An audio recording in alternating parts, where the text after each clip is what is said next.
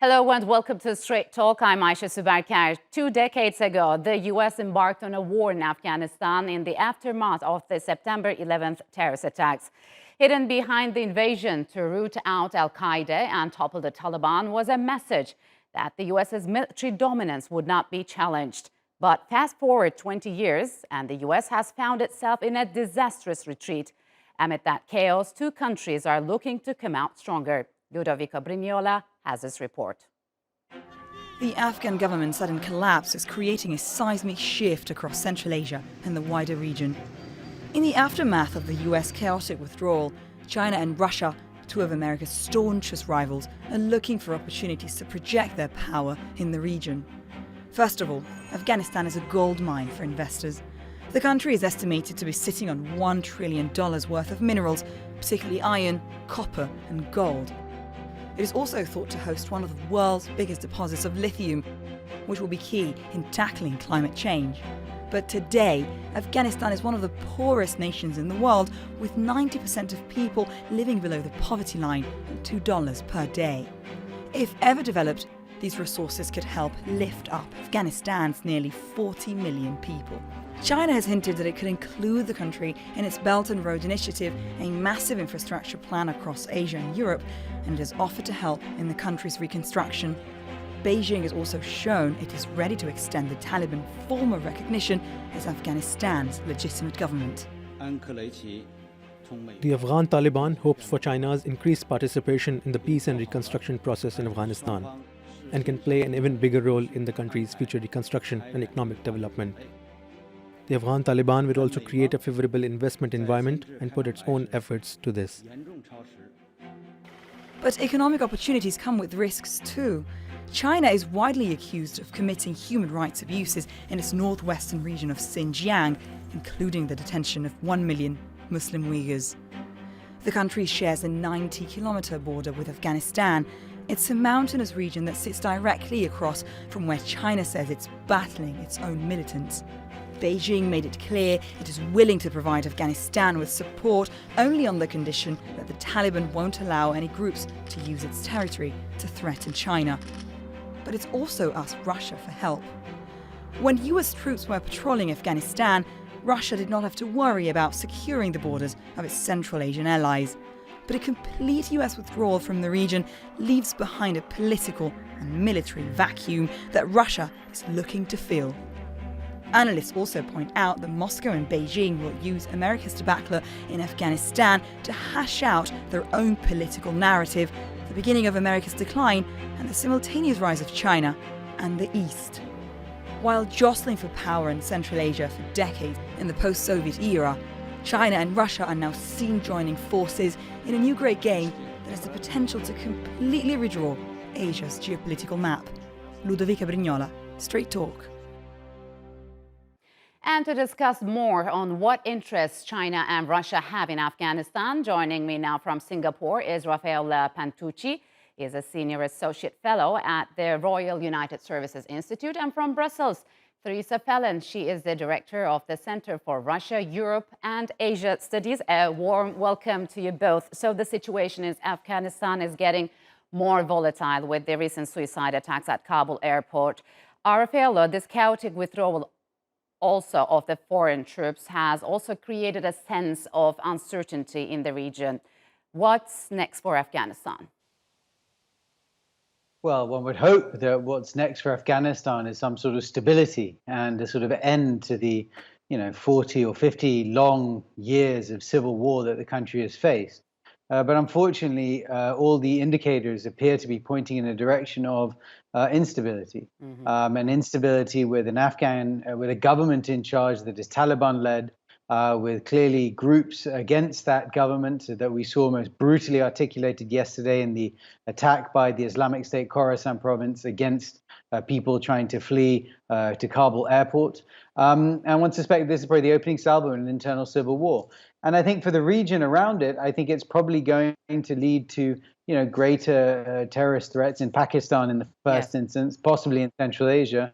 And then more widely, the sort of wider region, I think, will be concerned about what we see happening in the country for a few years to come. Yes. So, Theresa, how long do you think this uncertainty will prevail? And do you believe that the intra-Afghan talks to form a government will succeed anytime soon? I think we're looking at a very unstable period for a very long period of time.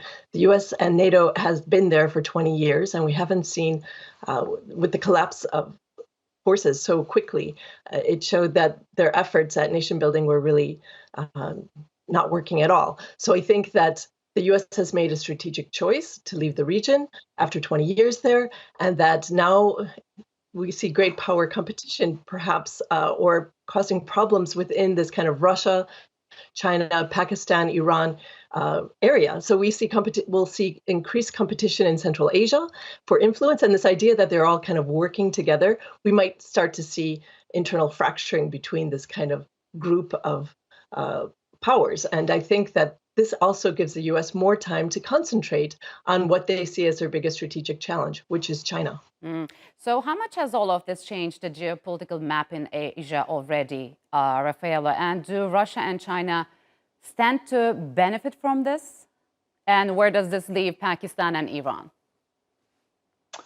So that's a complicated question. I think that, the wider geopolitics of Eurasia in some way have changed now, because where you used to have a kind of American presence and crucially really a deep American national security interest in the heart of Eurasia, you now no longer have. And I think that's going to mean a lot for sort of American interest and attention for this wider region. And then that has a knock-on effect for European interest in this region.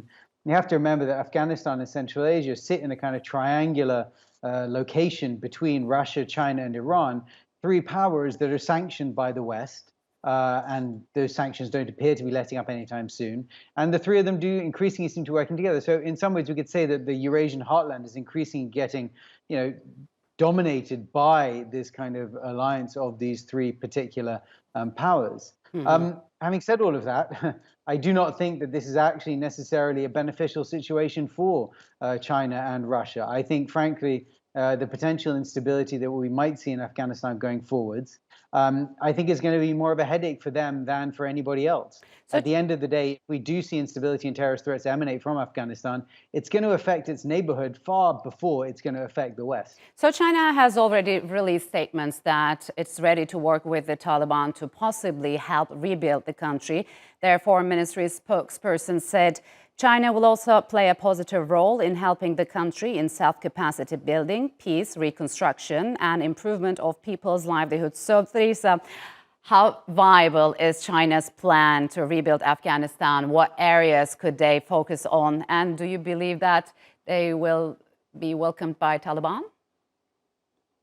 Well, this is a massive headache for Beijing. This is something that they were very concerned about, and they knew that this was coming down the pike. So they have the Belt and Road Initiative, and in some theory, they could actually build through there and connect it to Pakistan. But kind of good luck with that. We've seen there's a large amount of, there's not a lot of Chinese investment there, but we've seen in the past, US soldiers were guarding areas where Chinese had put investment, and that is no longer going to be the case. So the instability in the region will make it far more difficult for China to invest there. Secondly, they are not with deep pockets any longer. They have very difficult economic issues, and they've cut back substantially on their Belt and Road projects. And thirdly, we've seen a huge amount of buyer's remorse in some respects on China's Belt and Road projects in Sri Lanka, even in Pakistan, which they see to connect with Afghanistan. And roads work two ways. So if you build these economic corridors, you're also exporting possible terrorism or increased drug trade. So I think that this will be a huge challenge for China and also Russia. So, Raffaello, what do you make of the discussions around the reconstruction of the Afghan economy, as just Theresa mentioned, which will include China's Belt and Road project, the extraction of its mineral wealth, reconstruction of its infrastructure, and so on? Are they far-fetched goals at the moment, given the current status of Afghanistan? And how long will it take for the country to see some foreign investment? Look, I mean, I think Theresa is right to cast a lot of doubt, frankly, on this. I think, these narratives that we've seen in the media that, there's $1 trillion sitting that the Taliban are just sort of waiting to collect when the Chinese come and mine it for them. I mean, the Chinese have just had 20 years of a relatively stable technocratic government that knew how to deliver, or at least comprehend, in what these projects could actually look like.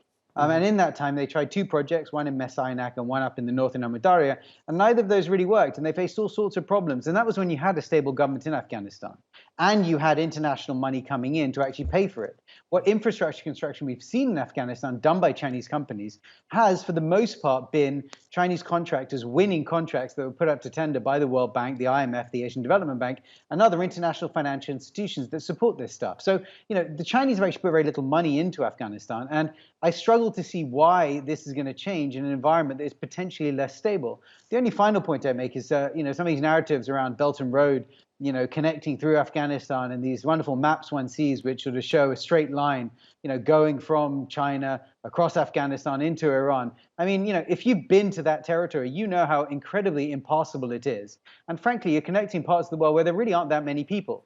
The Wuhan corridor, which directly connects Afghanistan to China, yes, you could feasibly build a road there, but the necessity of that is pretty limited. You're dealing with 2 remote parts of, remote countries where, what really is that infrastructure going to do? Yes. And it's going to cost a lot of money and effort to get it done. So I think we really have to tone back some of these narratives of Chinese exploitation. So the U.S. froze almost $10 billion of the Afghan central bank's funds, and European governments halted aid flows. Theresa, how will the economic crisis be overcome? How is that going to play out for millions of Afghans who now feel desperate? In addition to that, all of the aid flows that were there and the money circulated by NATO and the US is also missing. So you have a state that really doesn't have an economic basis. Yes. And this will make suffering much more serious for the public and the people. This will make it far more difficult for the Taliban to rule. And as Raffaello mentioned, there will be most likely civil war. So the Taliban is trying to get international legitimization so that they can get this money. But I don't think that's going to happen. There is also the security aspect of this conundrum. And there is one country which stands out to be concerned the most, that is Russia. Russia, we know, officially labels the Taliban as a terrorist organization, but yet it has engaged with their leaders over the years. And with these recent attacks by Daesh, the threat of terrorism is growing. And President Putin says he's worried about the export of extremism and fighters to Russia and to countries in Central Asia. Let's have a listen. The most important thing now is to prevent all sorts of terrorists from entering the territories of the countries neighboring Afghanistan under the guise of refugees. So, Raffaello, could Russia use the chaos of U.S. exit as a reason to shore up its position in the region? I mean, I don't think Russia needs a sort of U.S. exit to shore up its position. It's got a very strong position in the region already. If you look at which country has been the sort of biggest security supporter of the Central Asian states, it's Russia. And what we've seen happen since the sort of announcement of the American withdrawal was, frankly, Russia offering more and the Central Asians very eagerly accepting it. I think from the Russians' perspective, there's a desire to create a sort of buffer between themselves and Afghanistan, and that's what they've done.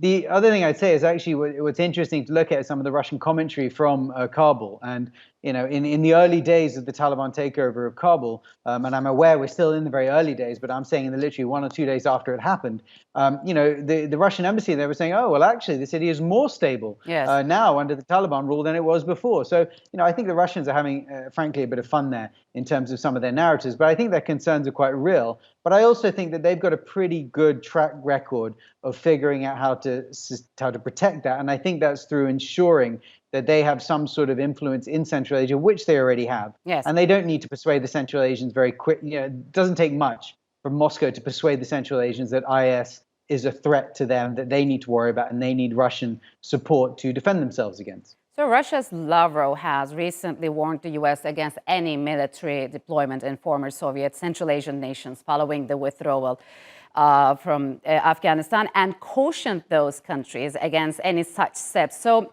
Theresa, could this bolster its military presence in former Soviet nations under the guise of fighting terrorism?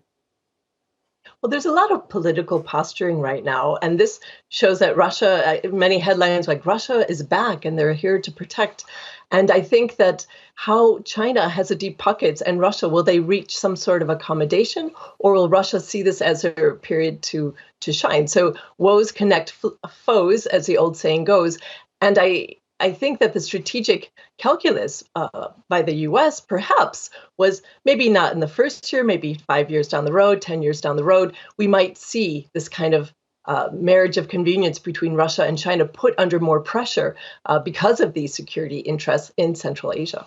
So how could, Raffaello, all these countries tackle the security challenges that lie ahead?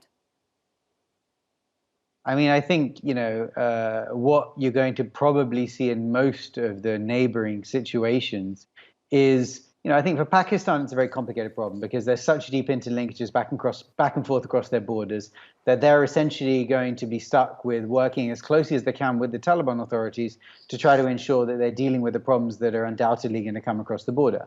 The Iranians are probably going to set themselves up in a similar situation because it's very difficult for them to entirely seal off their borders. If we look up to Central Asia, I think that the Tajiks and the Uzbeks are the ones who are clearly trying to harden their borders to protect themselves. And I think you'll see a lot of outreach from them to friendly forces on the other side of those borders. There are large Uzbek communities there and Tajik communities in northern Afghanistan, that historically have had links back and forth across the border. And we've seen the Uzbek government and the Tajik government in the past use them as a kind of a forward, protection against that. That on top of kind of Russian defenses, I think will be how they'll protect themselves.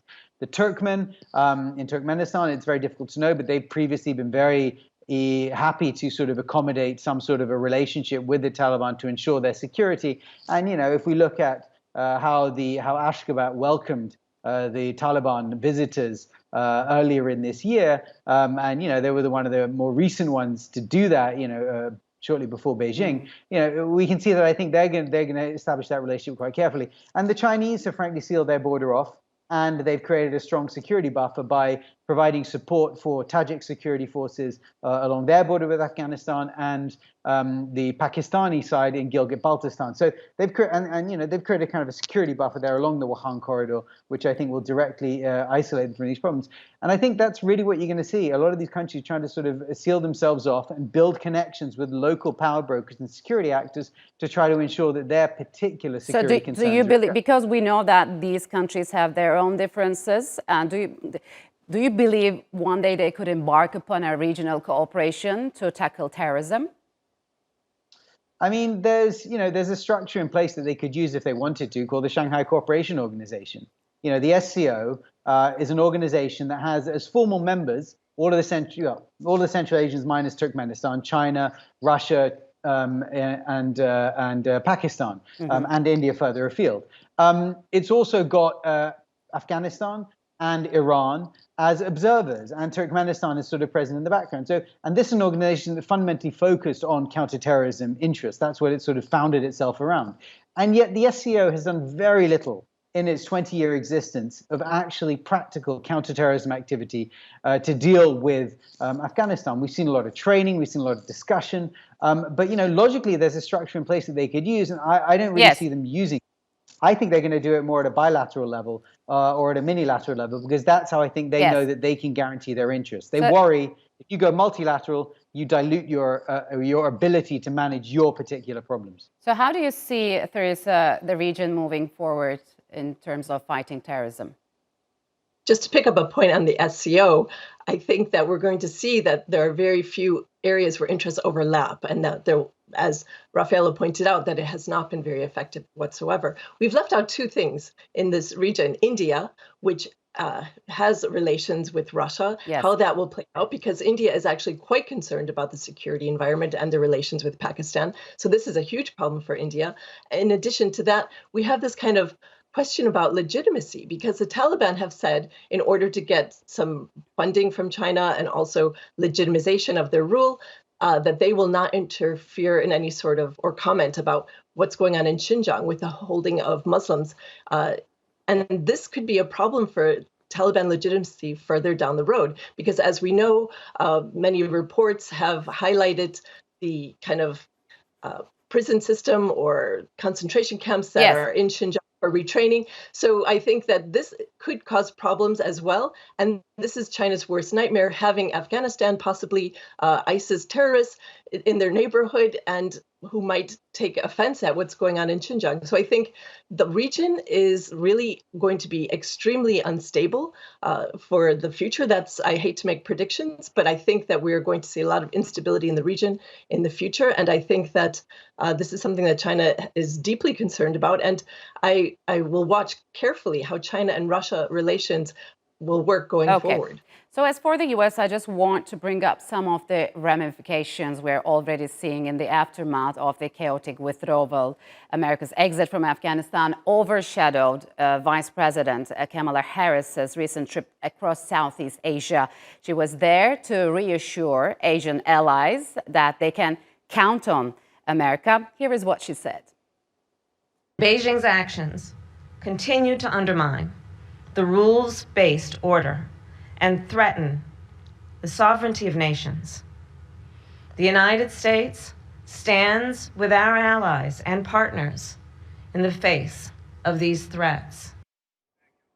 But Singapore's Prime Minister warned Vice President Harris that the rest of the world will be watching closely what the U.S. does next. And he said, in the longer term, what matters is how the U.S. repositions itself in the Asia-Pacific, engages the broader region. So, Raffaello, how has the U.S. withdrawal from Afghanistan damaged its credibility among its allies and partners? I actually think the damage is probably deeper in Europe, to be honest, than in Asia. I mean, if we look at the sort of Asia-Pacific region, I think that we've seen, I'm not sure that I've seen a huge amount of concern about questions that this raises for American commitments in Southeast Asia more broadly, or relationships with China, with Japan or South Korea or Taiwan. So I think that narrative to some degree has been slightly overplayed, and I think it's one that's being overplayed consciously by Beijing, because Beijing wants to sort of stir the pot and cause some trouble in these relationships.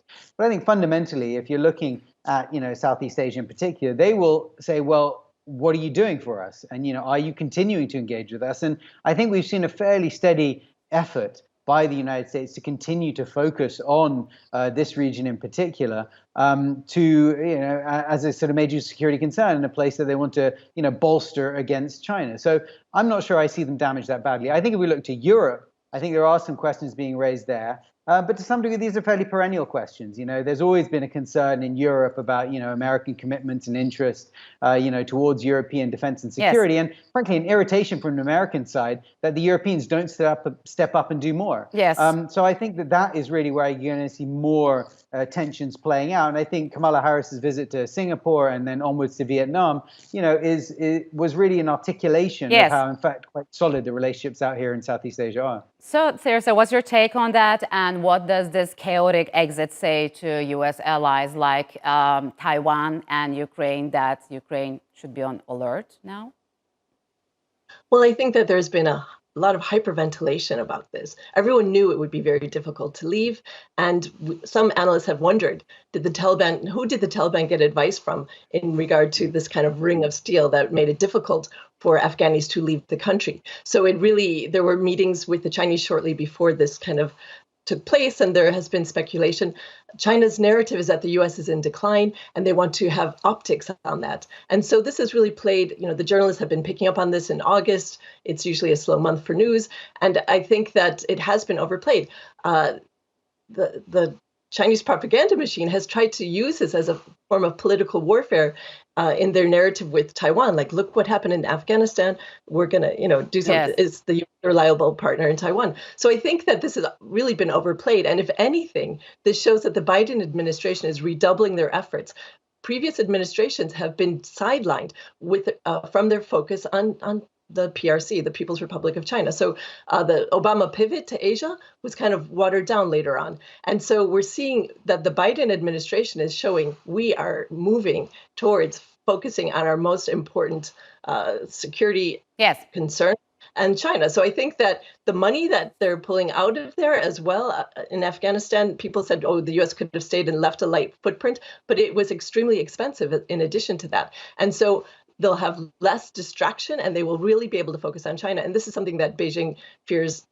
And I think that picking up on Raffaello's point about how Europeans are upset by all of this. They constantly need to be reassured by the U.S. that they will be there. But as Stephen Walt recently wrote in Foreign Policy, the U.S. should get wise to this, because this is a perennial complaint. The Europeans are like, can we really trust you? Can we really trust you? So I think that NATO and all of the money that the U.S. puts in, the Europeans actually need to step up and be more responsible for their own security. Theresa, Raffaello, unfortunately, we'll have to leave it here. Thank you very much for joining us on Straight Talk.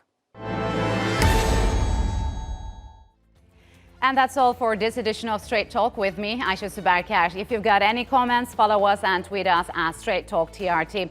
Also, don't forget to subscribe to our YouTube channel. Until next time, take care and goodbye.